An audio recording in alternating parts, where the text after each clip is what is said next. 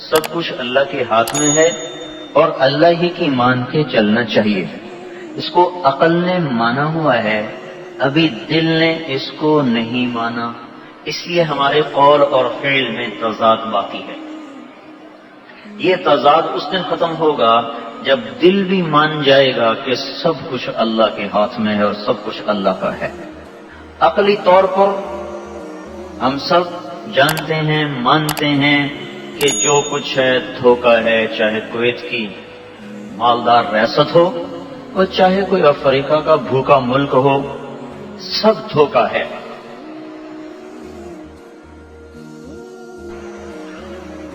لیکن ابھی دل نے اس کو نہیں مانا، لہذا اس کے اثر لے رہے ہیں. چونکہ انسان اثر لیتا ہے، ایک جھوٹا افسانہ پڑتا ہے، اوپر لکھا ہوا ہے افسانہ، اوپر لکھا ہوا ہے افسانہ، ایک گھڑی ہوئی داستان.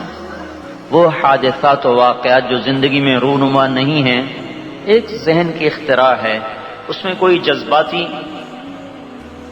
منظر آتا ہے تو رونے لگ جاتا ہے، اس میں کوئی ایسا موڑ آتا ہے تو ایک دم اس کا دل دھک دھک کرنے لگتا ہے، حالانکہ بالکل اسے پہلے پڑھ چکا ہے افسانہ.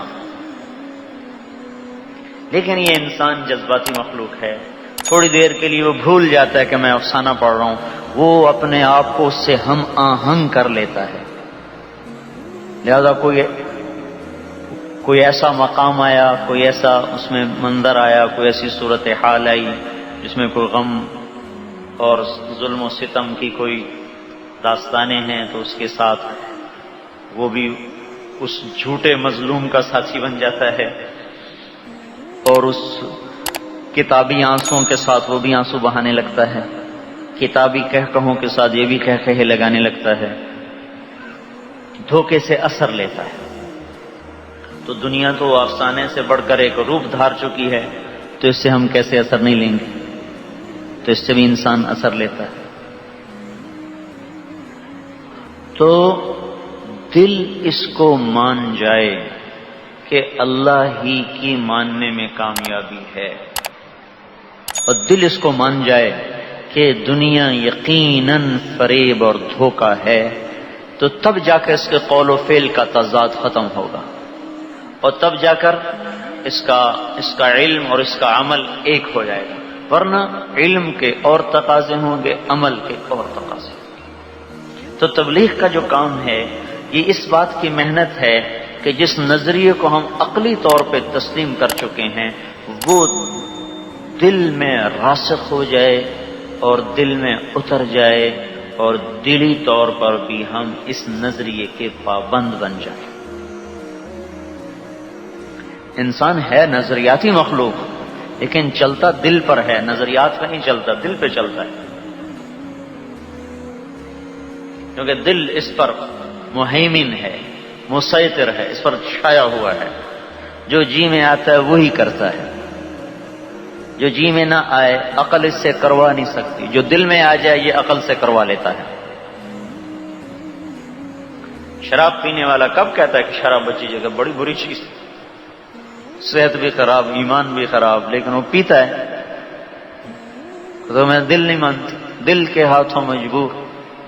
جھوٹ بولنے والا کب کہتا ہے کہ جھوٹ بولنے والا عزت والا ہوتا ہے اور جھوٹ میں نجات ہے یا جھوٹ میں عزت ہے؟ اس کی عقل نے تسلیم کیا ہوا ہے کہ جھوٹ کا آخر انجام ضلالت اور تباہی ہے، سود کا آخری انجام فقر و فاقہ ہے. عقل نے مانا ہوا ہے، دل ابھی نہیں مانا تو وہ اس کو دھکا دے رہا ہے، چلا رہا ہے. تو تبلیغ میرے بھائیو یہ جو محنت ہے یہ اس کلمے کو نظریاتی سطح سے اٹھا کر وجدانی سطح تک پہنچانے کی محنت ہے.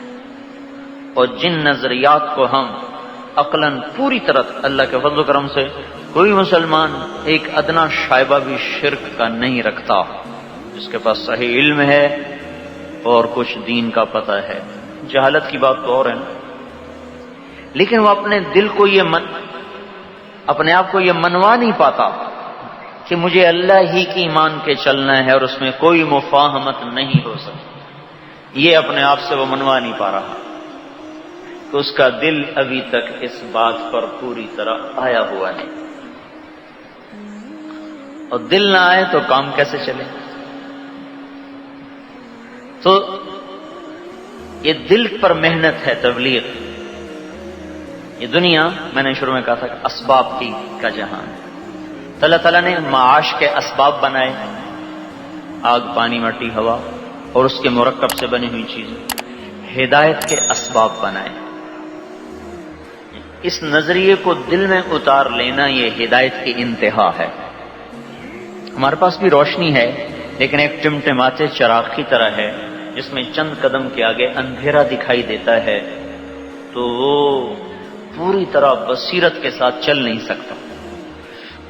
اور جب یہی نظریہ دل میں اتر جاتا ہے تو یہ ایک بہت بڑے سورج کی طرح چمکتا ہوا دل بن جاتا ہے جو اندھیروں کو بھی اجالے میں بدل دیتا ہے.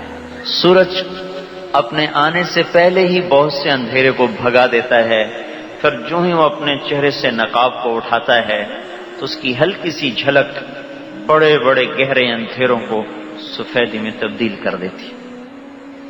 تو جب یہ ہمارا بول لا الہ الا اللہ جس کو ہم نظریاتی طور پر مان چکے ہیں، یہ جب دل کی گہرائیوں میں اترے گا تو یہ ہمارے اندر میں ایک ایسا انقلاب پیدا کرے گا اور یہ آپ کو ایک ایسا روشن سورج بنائے گا کہ آپ کے سامنے آنے والا ہر کفر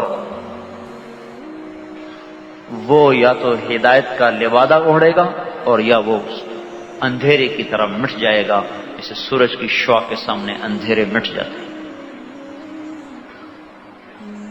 ہم اس لا الہ الا اللہ کے تقاضوں کو دل میں اتارنے کی محنت کر رہے ہیں.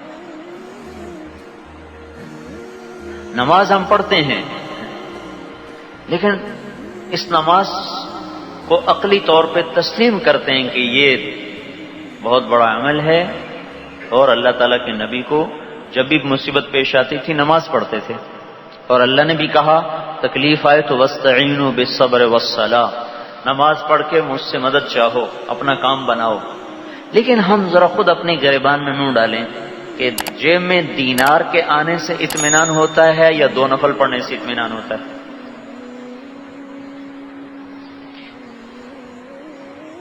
ایک آدمی کہ جی سر میں درد ہو رہا ہے، دوسرا کہے 2 نفل پڑھو، تیسرا کہے اٹھ کے اپنا یہ پونسٹان کی گولی کھاؤ. تو آپ خود سوچیں کہ یہ جو کہہ رہا ہے گولی کھاؤ اس کی بات زیادہ دل کو لگتی ہے جو کہہ رہا ہے کہ اٹھ کے نفل پڑھو اس کی بات دل کو زیادہ لگتی ہے؟ کس کی بات دل کے قریب ہے؟ تو اس سے پتہ چل جائے گا کہ ہمارا نماز کے ساتھ کیا معاملہ ہے. وَاسْتَعِينُوا بِالصَّبْرِ وَالصَّلَاةِ، مدد مانگو نماز سے، نماز کے ذریعے سے، اور صبر کے ساتھ اور نماز کے ساتھ. تو ہم بھی نماز تو پڑھتے ہیں لیکن کیا نماز پڑھ کے وہ اطمینان ہوتا ہے جو 10 دینار جیب میں آنے سے ہوتا ہے؟ انہوں نے کہا یہ تنگ دستی ہے. ایک نے کہا اٹھ کے نفل پڑھ، دوسرے نے کہا 100 دینار میں دیتا ہوں. کس کی بات سے اطمینان ہوگا؟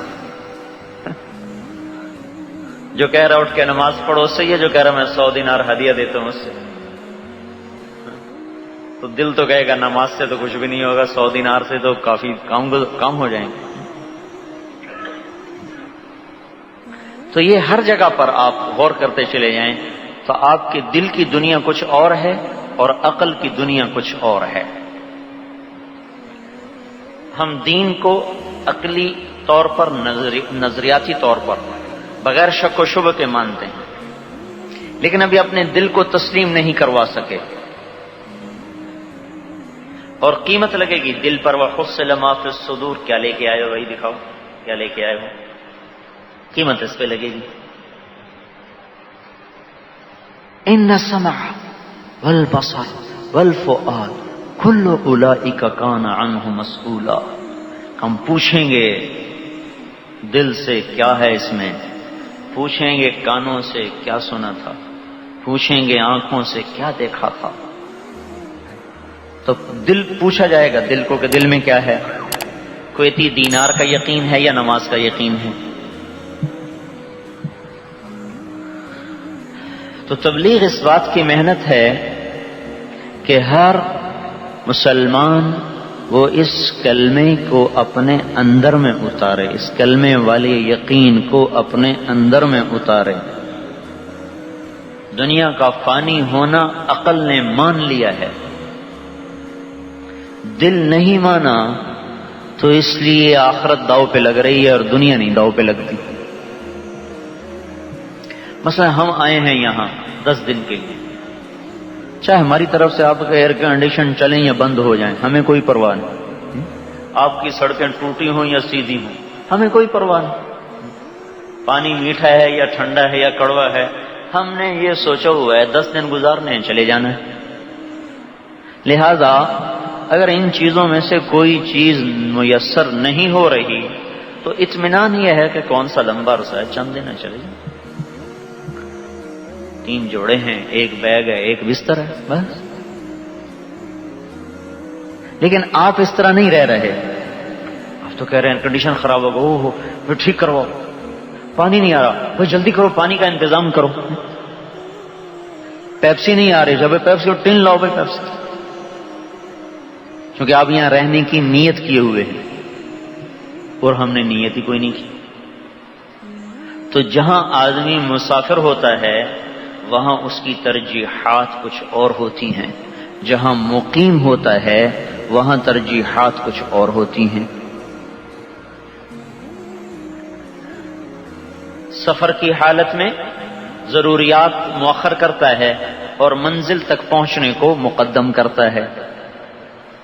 جب سفر میں ہو تو ضروریات کی اتنی پرواہ نہیں کرتا، جگہ مل گئی ٹھیک ہے، نہ ملی تو ہمارے پاکستان میں ہندوستان لٹک کے بھی چلے جاتے، چھت پہ چڑھ جاتے، پائیدان سے لٹک جاتے ہیں، پہنچنا ہی تو ہے۔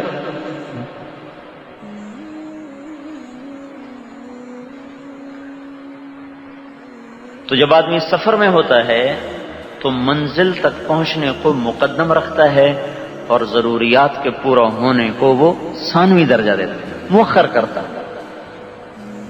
لیٹنے کو مل گئی ریل میں جگہ تو لیٹ گیا، نہیں تو بیٹھے بیٹھے ہی سفر ہو گیا، کراچی سے لاہور پہنچ گئے۔ تو بالکل اسی طرح آپ مقیم، ہم مسافر، لیکن ہم سب مسافر ہیں، چاہے یہ کویت کے بڑے بڑے شیوخ ہوں، وہ چاہے آپ جیسا مزدور طبقہ ہو یا ہمارے جیسے مسافر ہوں، ہم سب مسافر ہیں۔ اور ہر شخص یہاں سے سفر کر رہا ہے۔ عالم ارواح سے سفر کیا تو ماں کے پیٹ میں آیا، ماں کے پیٹ سے سفر شروع ہوا تو دنیا میں آیا، اور وہ اس کی رضاعت کا جو طفولیت جسے کہتے ہیں، طفولیت کے زمانے سے سفر کیا تو وہ لڑکپن میں آیا، لڑکپن سے سفر کیا تو جوانی میں آیا، جوانی میں سفر کیا تو کہولت میں آیا، کہولت ادھیڑ عمر جسے کہتے ہیں، ادھیڑ عمر سے سفر کیا تو بڑھاپے میں آیا، بڑھاپے سے آگے بڑھا تو قبر میں آیا، قبر سے سفر شروع ہوا تو حشر میں پہنچا، اور حشر سے سفر شروع ہوا تو پل صراط پہ پہنچا، پل صراط پہ جا کے آخری ٹھکانہ ہے یا نیچے جہنم ہے یا آگے جنت ہے۔ نیچے چلا گیا تو وہ ٹھکانہ بن گیا، پار نکل گیا تو وہ ٹھکانہ بن گیا، تو دار مستقر تو آخرت ہے۔ تو جب آدمی سفر میں ہوتا ہے تو اس کا ساری سوچ ہی اور ہوتی، مقیم ہوتا ہے تو ساری سوچ اور ہوتی۔ سفر میں اللہ بھی کہتا ہے نماز بھی 2 فرض پڑھو بھائی، 4 بھی نہ پڑھو۔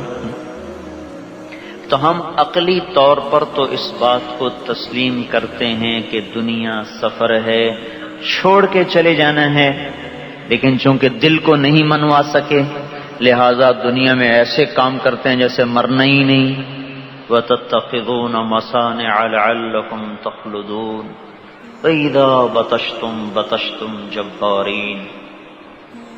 اللہ تعالیٰ ایک قوم کی اللہ تبارک و تعالیٰ ہمیں کہانی سنا رہا ہے اور ان کا ایک عیب ہمیں بتا رہا ہے کہ تم لوگ گھر کیسے بناتے ہو جیسے تم نے مرنا ہی کوئی نہیں۔ حالانکہ یہ قوم تھی عاد، قوم عاد. یہ تو عام طور پہ 600 سے لے کر 900 سال تک ان کی اوسط عمر تھی. 600 سے 900 سال تک ان کی اوسط عمر تھی. تو اگر یہ بڑے بڑے گھر بناتے تو کچھ ان کے لیے گنجائش تھی، رہنا جو ہے کئی سو سال رہنا ہے. تو ہماری تو عمر ہی 60-70 سال کے درمیان ہے. تو اللہ تعالیٰ ان کو ڈانٹ رہا ہے، کیسے گھر بناتے ہو جیسے تم نے مرنا ہی کوئی نہیں، یہیں رہنا ہے. اگر قوم عاد آج کویت کے آ کے محل دیکھ لے تو کیا کہیں گے، یہ تو ہم سے بڑے پاگل ہیں، آ کے بیٹھے بھی نہ تھے کہ نکالے بھی گئے ہیں، اور یہ پھر اتنے بڑے گھر بناتے ہیں، تو ہمیں بالکل ہی پاگل سمجھیں گے. تو ہم اپنے دل کو نہیں منوا سکے کہ دنیا چھوڑ جانا ہے، لہذا ہم اس میں اس طرح چل رہے ہیں جیسے رہنا ہی ہے، مرنا ہی کوئی نہیں. اتترکون فیما ہاہنا آمنین اتبنون بکل ریع آیۃ تعبثون. کیا ہو گیا تمہیں، ہر جگہ سیر گاہیں بنا رہے ہو، کہیں پارک، کہیں کلب، کہیں گراؤنڈ، کہیں میدان. کیا اس لیے تم دنیا میں آئے تھے کہ وہ ایسے ایسے کھیل کود کے نظام بناتے رہو؟ یہ فٹ بال کے کتنا یہ پیسہ برباد کرتے ہیں. اگر یہ پیسہ فقیروں مسکینوں کو دے دیں تو کتنوں کے گھر آباد ہو جائیں.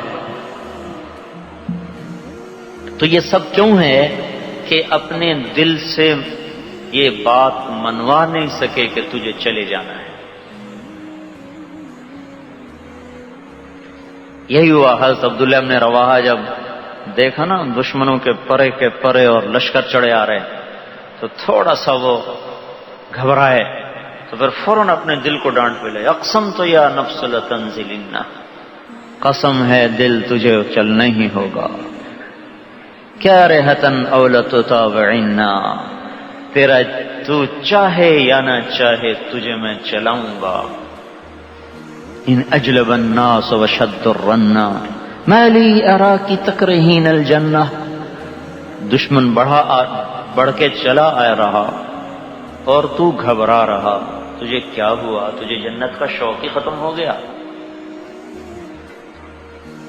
تو ان لوگوں نے اپنے دلوں سے اس بات کو منوایا، اس پر محنت کی. اپنے دل کو تسلیم کروانا یہ محنت ہے، وہ ہم نہیں کر رہے. اس لیے ہمارا دماغ کچھ اور کہتا ہے، دل کچھ اور کہتا ہے، اور ہم عقل کی بات اڑا دیتے ہیں اور دل کے تابع ہو کے چل پڑتے. دل کے ڈاکٹر ہیں، ہر مریض کو کہہ رہے ہیں سگریٹ مت پیئیں، سگریٹ مت پیئیں، سگریٹ مت پیئیں، خود اندر بیٹھ کے سگریٹ پی رہے ہوتے.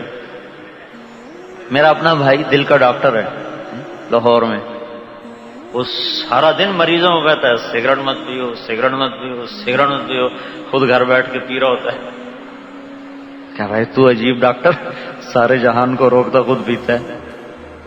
تو اس سے زیادہ دل کے ڈاکٹر سے زیادہ کون سمجھے گا کہ وہ سگریٹ مضر چیز ہے؟ لیکن اس کے دل نے نہیں تسلیم کیا تو اس کی عقل ہار بیٹھی ہے. تو ہم بھی اس وقت شکست خوردہ ہیں دل کے ہاتھوں. تبلیغ یہ محنت ہے کہ ان الفاظ کو دل میں اتار لو. دل میں یہ صرف تقریر کی بات نہیں، بہت گہری محنت ہے دل کے یقین کو بدلنا. جب یہ یقین بدلے گا تو بس پھر سارا جہان ہی بدلا ہوا نظر آئے گا.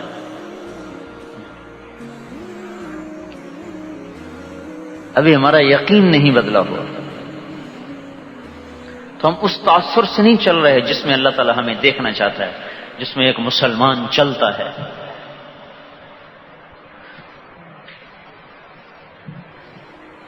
تو یہ اس یقین کو بدلنے کی محنت ہے کہ اپنی چاہتوں پہ نہ چلیں، جو اللہ ہم سے چاہتا ہے اس پہ چلیں. اپنی مرضی پہ نہ چلیں، جو اللہ کی مرضی ہے اس پہ چلیں.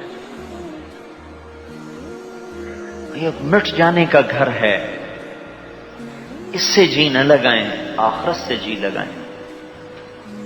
ہم مسافر ہیں، کوئی ضرورت پوری ہوگی کوئی نہیں ہوگی. دبئی میں ہم 3-4 گھنٹے ٹھہرنا تھا. ہمارے کوئی دل میں نہیں آیا کہ یہاں کوئی ہمارے لیے کمرہ ہوتا, کوئی بیڈ روم ہوتا, کوئی نوکر ہوتا, کوئی روٹی ہوتی, کوئی پانی ہوتا. ہم نے سامان اٹھایا, جا کے مسجد میں پڑ گئے. چھوٹا سا کمرہ نماز کا بنا ہوا ہے دبئی ایئرپورٹ پر. وہاں جا کے اپنا سامان رکھا, وضو کیا, نفل پڑھے, نماز پڑھی, پھر بیٹھ گئے. تو ایسے پڑے پڑے لیٹ گئے, پھر اپنا اٹھے اور عصر کی نماز پڑھ کے چل پڑے. اور ہمیں کمرہ نہیں ملا, ہمیں کھانا نہیں ملا, لیکن ہمیں کبھی ہمارے کہیں دل میں بھی نہیں آیا کہ یار کہ ہاں یہ ہمارے ساتھ کیا ہو گیا. کیونکہ مسافر اپنی ضرورتوں کو کبھی سامنے رکھ کے نہیں چلتا. اور پھر جن کی منزل دور ہو وہ تو رات کے پہلے حصے سے تیاری پکڑتے ہیں. تو ہم موت کے مسافر ہیں, آخرت کے راہی ہیں. دنیا ہماری راہ ہے, منزل نہیں. راہ گزر ہے, منزل نہیں.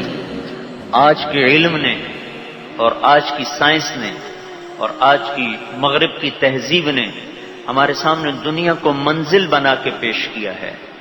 اور اللہ کے انبیاء نے اور اللہ کے محبوب رسولوں نے اور ہمارے محبوب مصطفیٰ صلی اللہ علیہ وسلم نے اپنے علم سے ہمیں دنیا کو گزرگاہ بنا کے پیش کیا ہے. اور جیسے میں نے پہلے کہا, ایک مقیم ہے, ایک مسافر ہے, دونوں کی سوچ ایک نہیں ہو سکتی. انبیاء کا علم کہتا ہے کویت راہ گزر ہے, دنیا کا علم کہتا ہے کویت رہنے کی جگہ ہے. جو رہنے کی سمجھے گا اس کی سوچ اور ہوگی, جو گزرگاہ سمجھے گا اس کی سوچ اور ہوگی. اللہ اور اس کے رسول متفق ہیں کہ گزرگاہ ہے, گزرگاہ ہے, ٹھہرنے کی جگہ نہیں. شیطان اور اس کے سارے چیلے متفق ہیں ٹھہرنے کی جگہ ہے, قیام کی جگہ ہے, عیش اور نشاط کی جگہ ہے. تو ہم اپنے دل سے یہ بات منوانا چاہتے ہیں کہ نہیں نہیں نہیں, تو مسافر ہے,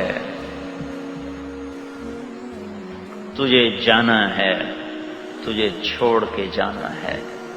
تو مسافر ہے, یہ جہان چھوڑنا ہے. یہ دل کو یہ بات کہلوانی ہے. دل بولے دل, زبان, عقل یہ لاکھ شور مچائیں, جب تک دل نہیں بولے گا جسم اطاعت نہیں کرے گا. دل بولے گا تو تب جا کے جسم اطاعت کرے گا. تو بھائیو, اگر آپ ہم یہ نیت کر لیں تو سارے کویت کو اللہ تعالی ہدایت دے سکتے. کسی قوم کی ترقی اس کی زیب و زینت اور چمک دمک نہیں ہوتی. کسی قوم کی ترقی اس کی نسل کے اخلاق و کردار ہوتے ہیں. آج پوری دنیا غیر ترقی یافتہ ہے, اور آج پوری دنیا بد تہذیب اور گنوار پن میں چل رہی ہے کہ یہ سڑکوں کا سیدھا ہونا تو کام سمجھتے ہیں, اپنے آپ کو سیدھا کرنا کام ہی نہیں سمجھتے. چیزوں کا صاف ستھرا ہونا تو کام سمجھتے ہیں, اپنے اندر کو صاف کرنا یہ کام ہی نہیں سمجھتے. دنیائی آقاؤں کو راضی کرنا اپنا کام سمجھتے ہیں, زمین آسمان کے بادشاہ کو راضی کرنا اپنا کام ہی نہیں سمجھتے. تو یہ اس چیز کی محنت ہے جو ہر مسلمان پہ فرض ہے. پھر ان اسباب سے آدمی کب تک لے گا؟ موت تک.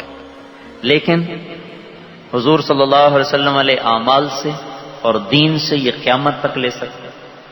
ایک دفعہ نماز پڑھی اور ہمیشہ کے لیے اس کا اجر ملتا رہے گا.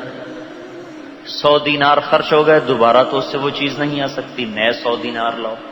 لیکن آج جو عشاء کی نماز پڑھی ہے اس پہ قیامت تک ملے گا, اور قیامت کے بعد جنت میں ہمیشہ ہمیشہ کے لیے ملے گا. ہمارا اعمال پہ دل آ جائے, دل آ جائے. ہمیں اسباب سے وہ تسلی نہ ہو جو اعمال سے تسلی ہوتی. ایسا دل آ جائے. جیسے حضرت ابو ہریرہ لیٹے ہوئے تھے الٹے، تو یعنی ایک جملہ آپ سے ثابت ہے کہ آپ نے فارسی میں بولا. ایک دفعہ حضور صلی اللہ علیہ وسلم نے فارسی میں گفتگو فرمائی. ابو ہریرہ سے کہا درد در شکم، بخاری شریف میں ہے درد در شکم. ابو ہریرہ پیٹ میں درد ہے. تو فارسی میں آپ نے ایک دفعہ یہ جملہ بولا ہے. ایران سے لوگ آتے رہتے، یمن بھی ایران کے تابع تھا، پھر عراق کی حدود ایران کے تابع تھیں، تو وہاں سے لوگ آتے رہتے تھے. تو کچھ نہ کچھ الفاظ جیسے آپ لوگ عربی تھوڑی ٹوٹی پھوٹی بولنے تو لگ جائے.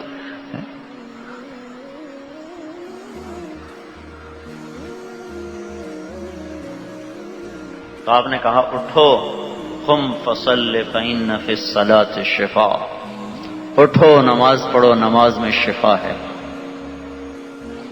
اب میرے پیٹ میں درد ہو تو ایک آدمی پوچھے مول صاحب پیٹ میں درد میں کون ہوں، وہ کہے اٹھے نماز پڑھیں. دوسرا بولے مول صاحب یہ بیرلجن ہے کھا لیں.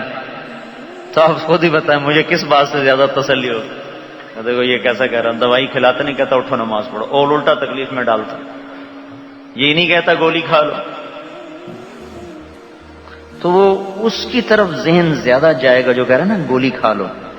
مطلب میں دوائی کھانے سے منع نہیں کر رہا ہوں، نہ ہی چھوڑنا ہے، نہیں، وہ جو ہمارے اندر میں ایک مرض آیا ہوا ہے اس کی طرف نشاندہی کر رہا ہوں. وہ غلط یقین والا. موسیٰ علیہ السلام کے پیٹ میں درد ہوا، کہا یا اللہ درد ہو رہا ہے. تو اللہ تعالیٰ نے فرمایا ریحان کے پتے توڑ لو، ریحان اس کو توڑ لو، اس کو ابال کے پی لو، ٹھیک ہو جائے گا. تو انہوں نے ایسا ہی کیا، وہ ٹھیک ہو گئے. کچھ دنوں کے بعد پھر درد ہو گیا. تو انہوں نے اللہ تعالیٰ سے پوچھا نہیں، پہلے پوچھا تھا، اس نے کہا تھا یہ کر لو. وہ گیا اور اس کو پتے توڑ کے ابال کے جو پیا تو درد اور کئی گنا بڑھ گیا. اب موسیٰ علیہ السلام کہنے لگے یا اللہ یہ کیا ہوا؟ تو اللہ تعالیٰ نے فرمایا تم نے مجھ سے کیوں نہیں پوچھا؟ پہلے تم نے پوچھا، ہم نے اس میں شفا ڈال دی. اب نہیں پوچھا تو اس میں بیماری ڈال دی. مجھ سے پوچھتے شفا تو امر ہے، کبھی ریحان میں، کبھی اس کے غیر میں، کبھی دوائی میں، کبھی نماز میں، کبھی دعا میں، کبھی غذا میں. تو ہم عمل کر کے اطمینان محسوس کرتے ہیں یا چیز کو حاصل کر کے اور سبب کو ہاتھ میں لے کر اطمینان محسوس کرتے ہیں؟ تو مطلب سبب کا استعمال نہ روکا ہے، نہ مطلوب ہے، نہ اللہ تعالیٰ کہتا ہے کہ چھوڑ دو، نہ اللہ نے مطالبہ کیا ہے کہ چھوڑ دو. ہاں ایک جگہ مطالبہ ہے کہ میرے دین کے لیے چھوڑنے پر چھوڑ دو. یہ مطالبہ ضرور ہے کہ دنیا میں دین پھیلانے کے لیے چھوڑنا پڑے، چھوڑ دو. کرنا دیکھو جیسے نماز کے لیے نہیں چھوڑواتا، چھوڑ دو، دکان بند کرو، نوکری چھوڑو، مسجد میں آؤ. جو کام نوکری سے بنتا تھا اب نوکری چھوڑ کے بنے گا، جو کام سودا بیچ کے بنتا تھا اب دکان بند کر کے بنے گا. حی علی الفلاح، کامیابی مسجد میں پڑی، آ جاؤ. تو لمبے وقت کے لیے بھی چھوڑواتا ہے.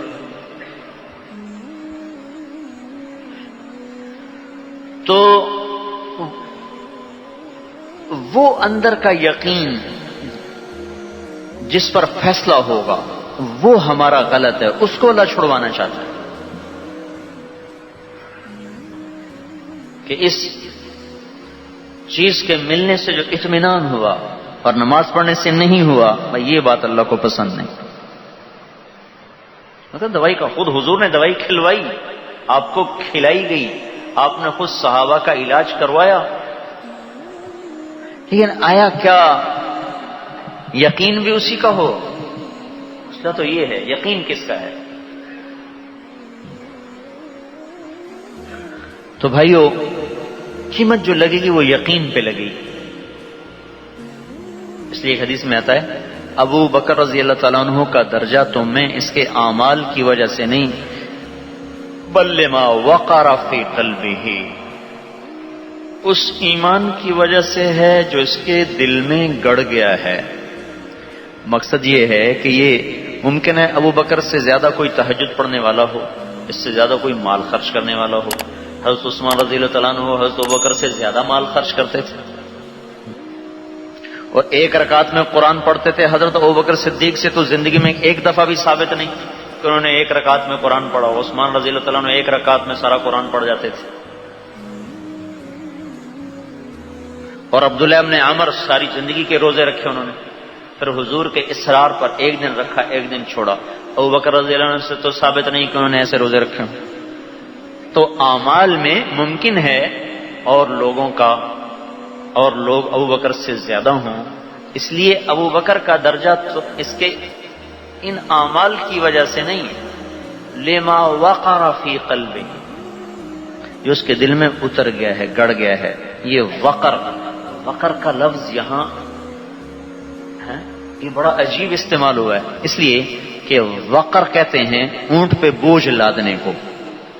وقر کا جو لفظ ہے, اوقرت الجمل, میں نے اونٹ پہ بوجھ لادا. اونٹ پہ اتنا بوجھ لادیں کہ وہ پوری طرح چاروں طرف اس کو, دونوں طرف اس کو نہیں کرے. آپ تو یہاں دیکھتے ہوں گے اونٹ, پتہ نہیں اب یہاں کویت میں ہوتے ہیں کہ نہیں ہوتے ہیں, صحرا میں تو چلتی ہیں, کیسا بوجھ لاتا ہے کہ اونٹ کو بوجھل کر دینا. وقر. تو اللہ کے رسول نے ابوبکر رضی اللہ عنہ کے دل کو ایک تشبیہ دی ہے, ایک سواری سے, ایک اونٹ سے, اونٹ سمجھ لیں یا کوئی سواری سمجھ لیں, اور ایمان کو تشبیہ دی ہے وزن سے اور بوجھ سے, کہ جیسے سواری وزن اٹھا کے ہاں پر ہی ہوتی, ایسے ابو بکر کا ایمان اس کے دل پہ اتنا وزن رکھتا ہے کہ ابو بکر کا دل بھی اس کو اٹھانے میں بوجھ محسوس کر رہا ہے. بوجھ, یہ ہے لما وقر. تو ہم بھی میرے بھائیو یہ چاہتے ہیں کہ ہمارے دل پر ایمان کا ایسا بوجھ پڑے کہ ہمارا دل بھی ہانپنے لگے اس کو اٹھا کے, تو پھر یہ اللہ کے عرش سے زیادہ روشن ہو جائے گا اور اللہ کی تجلیات کا مظہر ہو جائے گا, اور عرش سے زیادہ اس کو وسعت ملے گی کہ اللہ تعالیٰ تو عرش پہ نہیں آتا, لیکن یہ دل اتنا بڑا ہو جاتا ہے کہ اس میں اللہ تعالیٰ کی محبت آ جاتی ہے.